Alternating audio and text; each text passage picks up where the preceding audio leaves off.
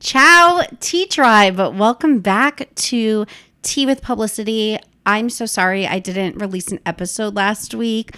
I was in Italy and I was planning on actually recording an episode in Italy. I started, and by the time the end of my trip kind of swung around, things had gotten hectic. I'd gotten some news from back home, and I had to rearrange my flights and yada yada. So the podcast, it just became too hectic, too hard to do while away in a completely different country. So I was like, you know what, let me take the week off and I will come back this week with a new updated podcast, and we're going to recap Italy. I wanted to have Jill here to do it with me, but she's really jet lagged. I'm really jet lagged, and I didn't want to keep putting this off. We were both supposed to do it together yesterday, but I had a migraine and she was dead asleep on the couch. Like, we were just unwell. And I'm like, you know what? Instead of waiting to arrange a time, like, let me just get on the mic and tell you guys everything about Italy and what I've been up to and catch you guys up on my life. So if you're watching me on YouTube, like, I'm so sorry. I look disgusting. No makeup, hair slicked back, just like not well, bitch. But I am wearing my mood merch, and my mood right now is definitely the devil, not the angel. So as a reminder, this week's episode and every other episode is sponsored by Macy's. And right now they are having their ultimate shopping event, and it's arrived just in time to get everything you need to cozy up this fall. So from August 25th to August 28th, you can get 25% off regular, sale, and clearance items, plus 15% off beauty. That's 25% off pretty much everything from clothing, shoes, and handbags to home decor and appliances. Check out Macys.com. Again, it's Macys.com. If you want to shop my selects, you could also go to Macys.com/T. I mean, that's a huge sale. So I will definitely be linking some of my favorite items that are on sale on my Instagram stories if you guys want to check that out, and I'll put them up on Tea with Publicity as well. Okay, I have my notes here from Italy. It was just like beyond a dream come true type of trip. I have been to Italy before. I went to Rome, Florence, Venice, and Tuscany when my sister studied abroad. But I think I was a senior in high school or a freshman in college. So like, I loved it, but I didn't appreciate it as much as I do now. Also, I'm sorry, I feel like my voice sounds a little stuffy. I think I'm just kind of a little congested or something from the trip. But going back and going to the coast had been such a dream of mine because I had done like the major cities, and what I really wanted to see was the coast. The thing about the Amalfi Coast that you guys should know, and I'm going to do a whole section, unless I just start with that now, maybe I should do like a things you should know section now, is basically you have to fly into Rome, at least from New York or New Jersey. So you fly into Rome, and then from Rome, what we wound up doing was taking a 8-person like sprinter van, because there was 8 of us, from Rome to Positano, but it's very expensive. Like, it was like €1,000. Whereas the cheaper way, and actually the most effective way, which we did on the way home that I would suggest anyone else do now, having been there and knowing this, is you take a train, you book a ticket on the Rome train, you pay a little extra to like pick a seat and be in a train with air conditioning, and it's like $45 or like €45. And the train is from Rome to Naples. So you take the train from Rome to Naples, the speed train gets you in at about like an hour 15. And then from Naples, you take a ferry to either Positano or Capri. So we wound up doing that on the way back home from Capri. I'm trying to say Capri instead of Capri because that's how they say it there. So there are a bunch of things like I think you should know before going to the Amalfi Coast. And I was always one of those people that was like, I want to get married in the Amalfi Coast. And now I do have some takeaways. Like, part of me wonders if Lake Como is like easier to get to and more accessible because, okay, here's my list of things you should know. So I put Mad Hills, Like when I say there's hills, there's mountains. So if you have an injury or an ailment, or if you're elderly, you physically cannot go. Like it's not handicap accessible. Like you literally can't go, period. Because there's no other way to get around other than walking flights upon flights upon flights of stairs. Like I am talking 30 flights of stairs a day up and down, which I was warned about, which is why I wore my Tevas, which I'm still trying to get them to sponsor me because like I literally sold them out from promoting these shoes.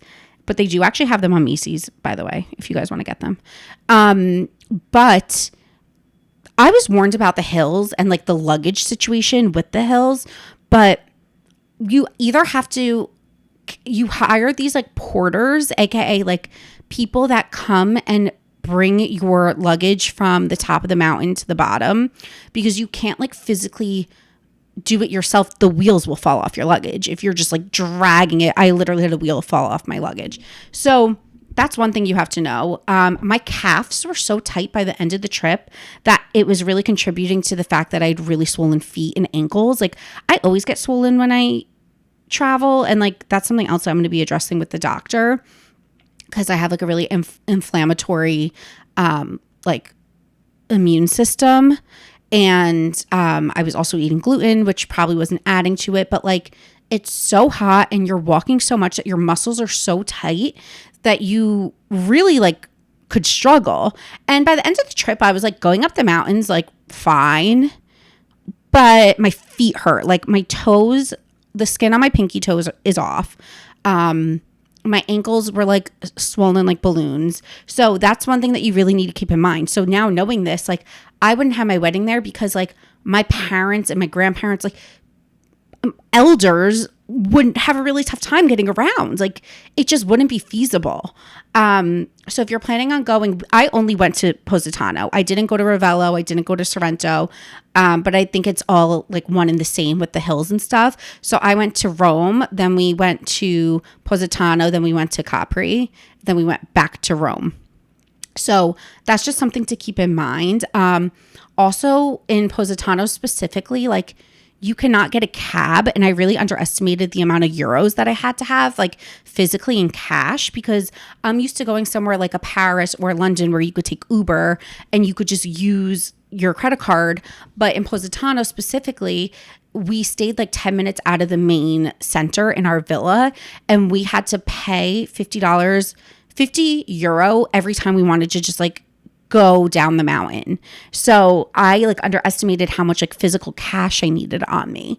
And it's really hard to find cabs. Like you would call a cab company and they'd be like, no, sorry, we're too busy. Hang up. Then you call another one. No, sorry, we're too busy. And like the one thing that I loved about the culture in Italy was how like everyone has a guy and everyone has a person. So like we had this little like coffee shop outside our villa, and we would go up to the coffee shop waiting for a cab, and the owner would be like, oh, let me call my cousin. So then she'd be on the phone with her cousin. She'd be like, ciao, cucina, blah, blah, blah, blah. Cucina means kitchen. I literally just said kitchen instead of cousin. She'd be like, ciao, sorella. That means sister. Like so-and-so's here. We have two people. They're going to town.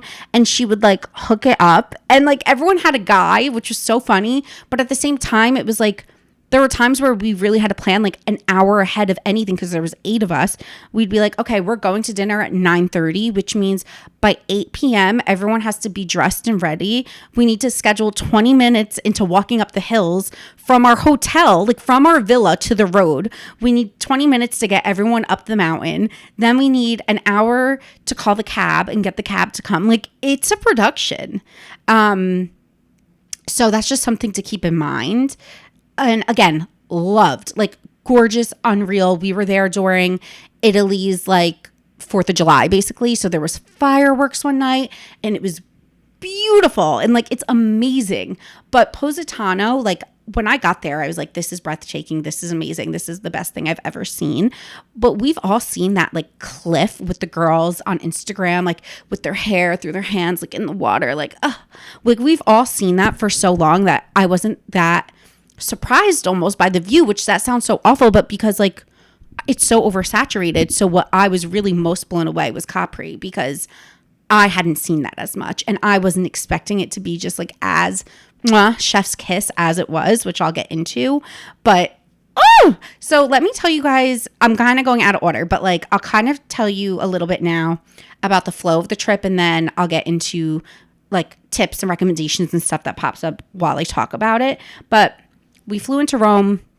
We did a Vatican tour, which, like, again, I'd been to the Vatican, I'd been to the Colosseum, but the first half of the trip was with Jill's dad, her stepmom, and her step siblings, and which was so fun. They were like great. They're around our age. Like, we had such a nice time with them, and it was great because although I had done that stuff, again, I was younger. So we went to the Vatican the first day, then we went out to dinner, then we went out to bars. Like, I got like 4 hours of sleep in 48 hours. Like, we started this trip off really tired, but we just like had adrenaline the whole way through.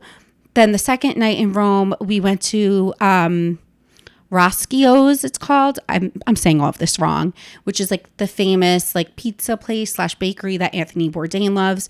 Totally lived up to the hype. So good. I bought my family tartals and biscuits and brought them home, and like they're eating them and they love them. Then we went out to dinner again. The next day we woke up, we had the private charter to Positano, and then we checked into our villa, which was gorgeous. I actually included a screenshot of the exact villa on my TikTok if you want to rent it on Airbnb. So we did the villa then in Positano, and we went to Orenzo Beach Club, which was really nice and really fun and just like unreal to be there. Then that night was like the 4th of July type of thing, like the fireworks there. I think it's called like Augustus. I don't know. I forget what it's called. St. Augustine or something day. I don't know. Then we went to the club that night. So this is now on my list of like stories to tell. Okay, let me find it. Dancing. Here we go. So we went to, it's called House on the Rocks or something. And you walk in and it's like a cave and it's like clubby. And then upstairs is like swanky local Italians like playing Italian music. It's so fun. But in order to get upstairs, you have to like buy a VIP ticket. And it was already a $50 cover to get in. Like this, nothing's cheap when you're in these touristy areas. And I'm like not the type of person to ever be a big shot. Like I would never myself walk up and be like, hey, I have followers. Like that is so cringy. But when you're drinking and you're having fun, we want to get up. And I'm like, look, I would never do that in my life. Like I'm mortified because like I think I'm a no one. But if you want to say it, like that's your prerogative. So as a joke, we're drunk and I'm like, Jill was like, I'm going to pretend to be your manager. Or I said like, pretend to be my manager because I don't have the balls to do it myself. So she walked up. Also, she's drunk, so she lied because she's like, I'm with a huge US sensation. She has over 1 million followers. I do not have that many followers. She's like, she's here. Like, can we get her up? And the guy's like, bring her to me. So then I'm like, oh my God. So then Jill brings me to the Italian owner. And I'm like, I just walk up to him and he grabs me by the cheeks and he goes, I'm in love with you. And he gives us wristbands. So we go upstairs and it was like 90s night in the Italian club. So there was like Tamagotchis hanging and like big Mario heads. It was so fun. But the thing about Positano is you're at the club and then you have to walk up the mountains home when you're drunk. So like you're out partying, blackout, and then you have to literally climb the mountains to get home. Like it just never ends. Like I wore my Tevas to the club. I was like, I can't do this. Like, how are people in heels? So that night was really funny. We had a boat day scheduled, but the waters got too rough and we had to cancel our boat, which really sucked and was unfortunate. But lucky for Jill and I, we had already planned to be in Capri a few days later, so we made up for it. But I felt bad for some of Jill's family that like was leaving because they didn't get to experience it. But so then we went to like the D'Adolfo Beach, which is like everything you have to take like little private boats to, and they'll send like the restaurants will send boats to the port and pick you up, and then they'll bring you to the restaurant and you'll eat lunch or like go to the beach club and then they bring you back, which is really fun. So then the following day, Jill and I and her stepbrothers went to the cooking class in Positano that you saw me post. And that was by far, like, I think one of my highlights of being in Positano. It was like this little, like, local Italian family who's been there for generations and generations. And they live on this, like, cliff, and they have farms, and they grow all these vegetables. It was, like, kind of creepy seeing the animals because, like, I don't really like to see my food. I'd rather just not know. But, like, you get to see, like, the animals and the vines and the this and the that. And then you go with them through the garden, and you, like, pick all your own vegetables, and then it's a cooking class. It's only €130 for, like, a 5-hour experience. So you all sit around and they play the song Gasolina, you know, like Madre Gutta la Gasolina. Am I okay? They play that song, and, like, they come around and they just refill your wine glass every time that song comes on. So it's like endless flow of wine, cooking. They're tossing eggplants and you're catching them in your apron. Like, it is so fun. I also posted that on TikTok, and I know a bunch of people were asking me, like, how do I get in touch with them? I think Jill, like, found their WhatsApp number and WhatsApped the owner and booked it that way. I think it might be sold out, someone was telling me. I don't know if I did that or whatever, but a must. Like, you must add it to your list. It was so fun.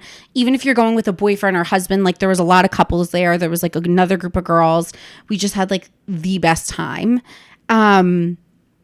Oh my God, I just had this on my list that I completely forgot even happened because we kept going to bed so late. The night that we went to the club, oh my God, I have to remind Jill. We got locked out of the villa. Her dad and stepmom were sleeping, and we all thought, like, we each had the key and no one had the key. So we had to hop the fence to the villa, and we're banging on the door, but we didn't want to scare them. It's pouring rain. It's 4:30 a.m. Her stepbrother's holding, like, this huge, like, panini that he bought off, like, a street vendor. And he's like, I'm gonna scale the wall and climb up and go through the window. And I'm like, please don't. Like, I really don't need you going to, like, an Italian jail. And then all of a sudden I see Jill inside the house, and she, like, went through a back door that we hadn't locked. And, like, oh, it was just so fun. It was, like, such a good time. So after the cooking class, back to that, Jill and we had this cab driver that took us to the cooking class, and we were asking him, we're like, look, we have our luggage with us. Like, we're going to take it to the cooking class, but then we need to go to Capri straight after. We have a ferry. And he was like, no, that's not going to work. This is what you're going to do. You're going to leave your luggage with me. I'm going to bring it down to a porter. He calls up a porter on his phone, and they're speaking Italian. He comes up with this whole plan, and he's like, you're going to leave your luggage with me. I'm going to drive it down. I'm going to hand it off to a porter. The porter's going to bring it to the pier, and at 4:30, it will be on the pier. And Jill and I are like, wait, like, so we're just supposed to leave our luggage with you? Which I was told that you have to do. Like, I kind of knew this going into it. So we had bought in air tags on, we bought air tags from Apple, and we had them in our carry-on and in our luggage, knowing this might happen. But when it's actually happening, you're like, am I really about to just leave my luggage with this, like, random Italian man on the side of this cliff? And you kind of have no choice because, like, you can't do it yourself physically.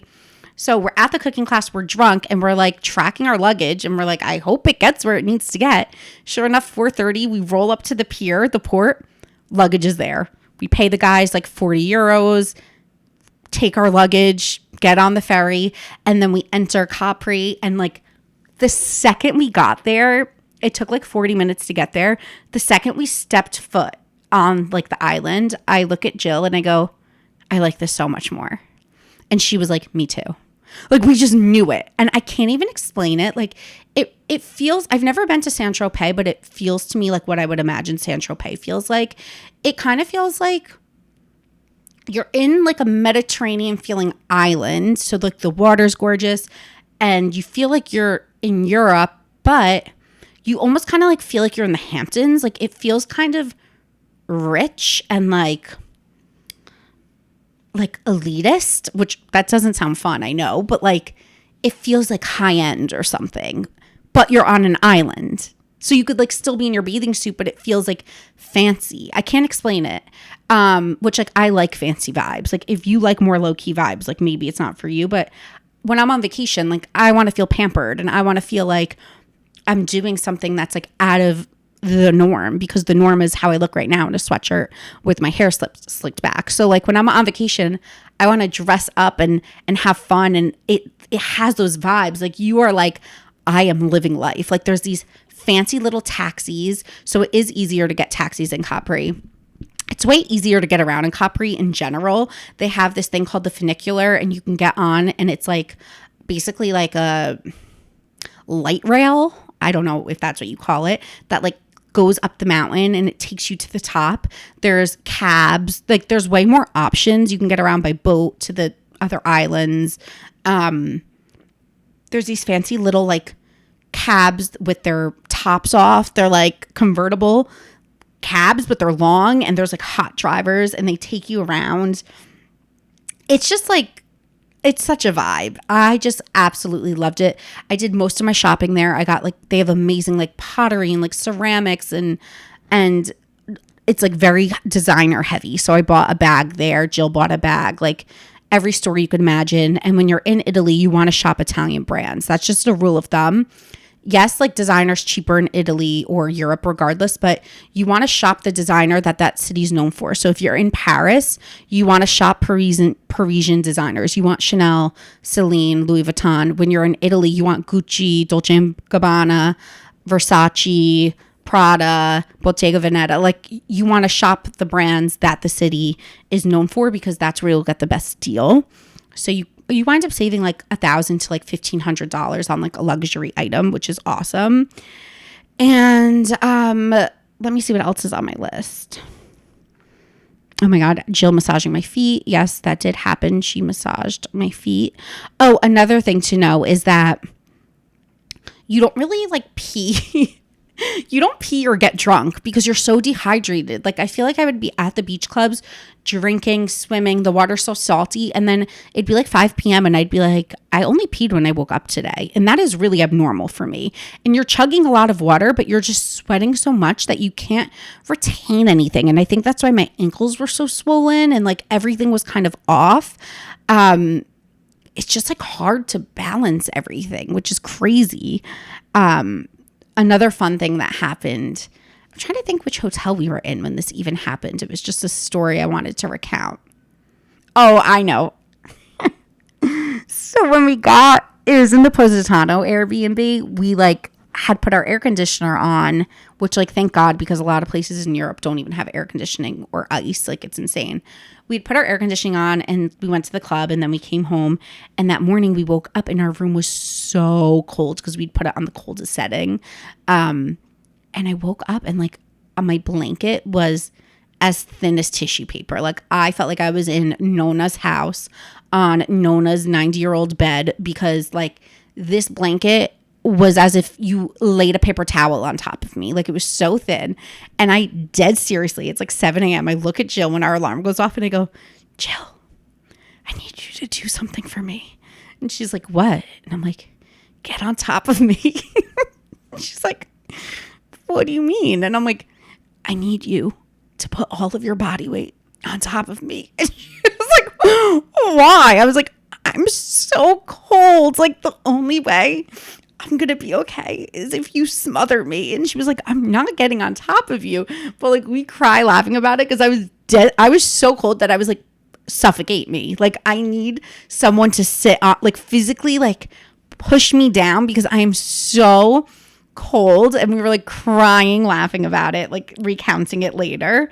So then when we were back to Capri, sorry guys, I'm like, I feel like I'm on speed. So we were in Capri, and then we spent 2 nights in our Airbnb, which I also posted on TikTok. Gorgeous, amazing, life-changing, beautiful. I loved it. Then we did 1 night in Anna Capri, and in Anna Capri, they have this like, why can't I think of words? Like, not a swing. What are those things called when you hold on and you swing down? Oh my God. Sorry guys, I still have brain fog. I don't know. You sit in this little chair. Chairlift. Kind of like when you're skiing. They have this chairlift that brings you up to the very tippy top of Capri. So we did that one day. We went to this restaurant that had amazing views. You could see Pompeii and Ischia and the Amalfi Coast. Like, it was so unreal and beautiful. Apparently a lot of people go there on their honeymoons. And then there's Jill and I just chilling by ourselves there. And then we had to go back to Rome. So we spent one last night in Rome before heading back to America. And I saw Rod. He was in Rome, ironically. So we went out to dinner with Rod that night. And it was so fun because throughout the whole trip, like, we kept meeting up with people that we know. Like, we ended up doing a boat day in Capri with Jill's friend that she studied abroad with and her fiance. Then we met another one of Jill's friends out at the club one night. Then we met Rod out for dinner one night. Like, we just kept like seeing people that we knew. And it was really a fun way because even though it was just like Jill and I on the trip, we were with people the entire time. And we just travel really well together.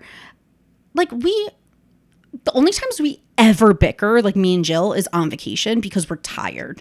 Like, in real life, we don't fight, and we don't even fight on vacation. It's more just like, we'll get like, groggy. Do you know what I mean? She'll be like, oh, book the train. And I'll be like, yeah, I know, I'm capable. Like, I'll like we'll just like get like annoyed.